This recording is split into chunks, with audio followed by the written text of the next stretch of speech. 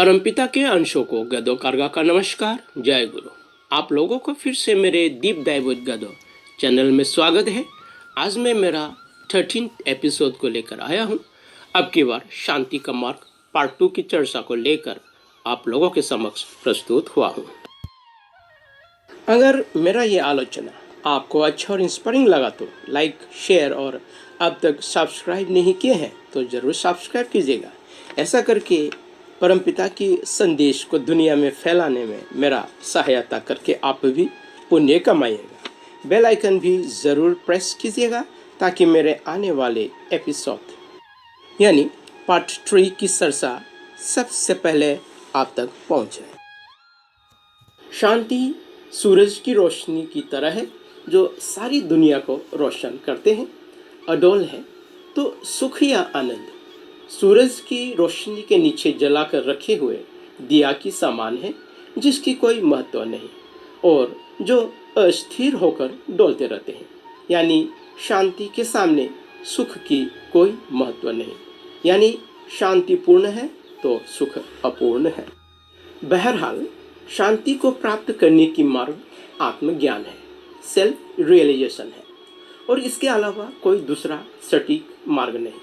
पर हाँ, self realisation के लिए पहले खुद को पहचानना अत्यंत जरूरी है, यानी सेल्फ रिकॉग्निशन या आत्म पहचान। और आत्मज्ञान अर्जित करने के लिए इंसान को पहले तो respect, service, gratitude, surrender, sacrifice, obedience, discipline, sincerity etcetera का व्यवहारिक ज्ञान होना ही होगा। नहीं तो शांति कभी प्राप्त नहीं हो पाएगा, क्योंकि शांति तक पहुंचने की मार्ग ये सभी है। इसलिए आरंभ की एपिसोड में ही मैंने इन सब की एक्सप्लेन करने की और इन सब की इम्पोर्टेंस को समझाने की कोशिश किया है।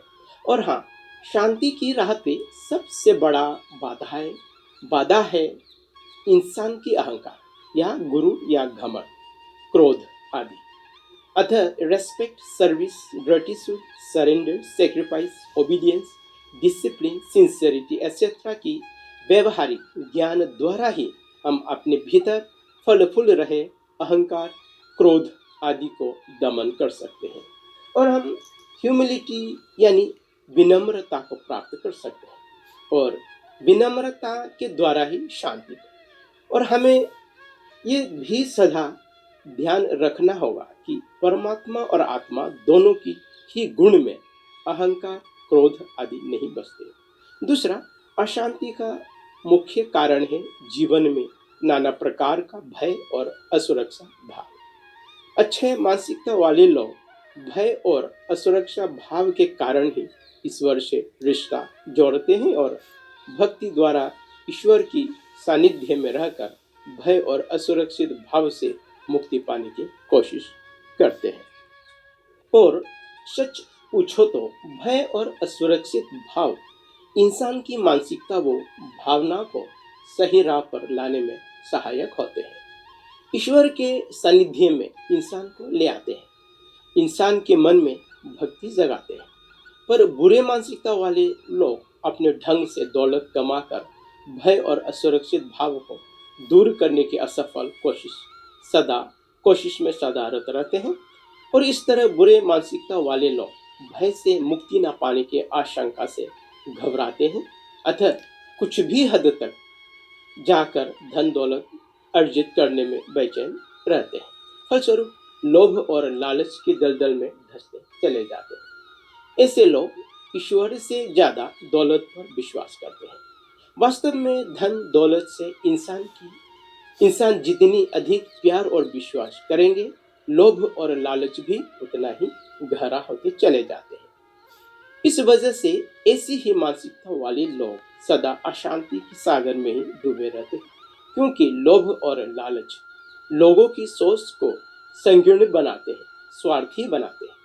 स्वार्थी और संकीर्ण मानसिकता वाले लोगों में प्रेम बसते ही नहीं। जिसके मन में प्रेम ही नहीं, उसे respect, service, gratitude, surrender, sincerity, obedience, discipline, sacrifice आदि की व्यवहारिक ज्ञान ही नहीं होता।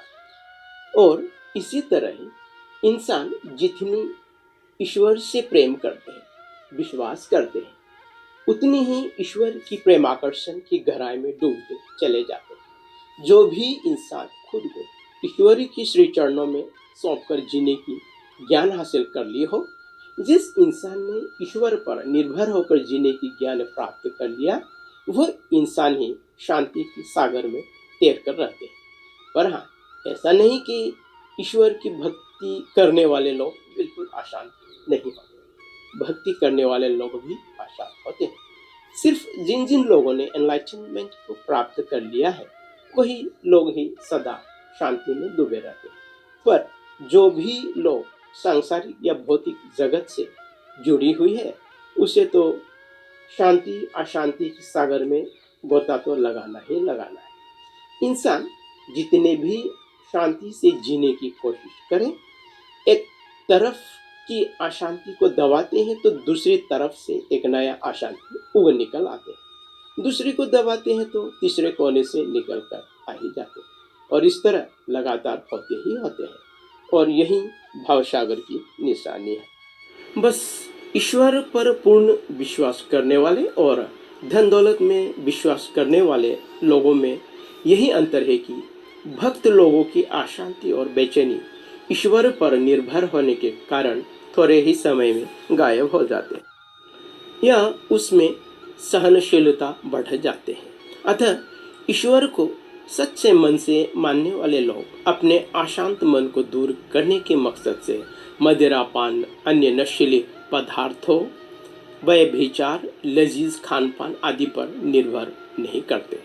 और इस तरह के व्यवहार के कारण ईश्वर को सच्चे प्रेम करने वाले लोग अपने शरीर को नुकसान पहुंचाने वाले चीज़ों या कुकृत्य से बचकर रहते हैं और आत्मा को दागदार होने से रक्षा करके रखते हैं, और इस तरह बुरे या अशुभ चीज़ों को जोड़ने नहीं देता, जो भविष्य में अशांति की कारवा ला सकते हैं। पर दौलत में विश्वास करने वाले लोग कभी तृप्त होता ही नहीं, इसलिए तृप्ति के लिए शराब, ड्रग्स जैसे नशीले पदार्थों के सहारे लेते हैं। व्यभिचार, वो लजीज खान पान यानी मांस, मछली, औरत की सहारे लेते हैं, जो सिर्फ अल्प समय के लिए ही सुख देते हैं। इस तरह की लोगों में सहन शक्ति कमज़ोर होते हैं, और इस तरह लोग ज्ञान की उपेक्षा करके पाप के ऊपर पाप खुद पे जोड़ते चले जाते हैं। परिणामतः अंत में जाकर भयानक अवस्था को प्राप्त कर लेते हैं ऐसे लोग, यानी शारीरिक नुकसान तो होते ही होते हैं, और इसके साथ साथ आत्मा को भी दागदार कर देते हैं और अनेकों जन्म इसे धोने में लगा देते हैं, या अज्ञानता के चलते और भी गहराई तक अपने आत्मा को दागदार बनाते चले जाते हैं। और इस तरह मोक्ष को प्राप्त नहीं कर पाने की वजह से लोग जन्म मरण के चक्कर में उलझे रहते हैं, यानी दुनिया में बार बार जन्म लेते रहते हैं और वही घिसे पिटे शांति की खोज, दुख दर्द, असंतुष्ट, असुरक्षित और भय से भरे हुए जिंदगी जीते रहते हैं। मेरे साथ बने रहने के लिए आपको बहुत बहुत धन्यवाद। जय हिंद, जय भारत।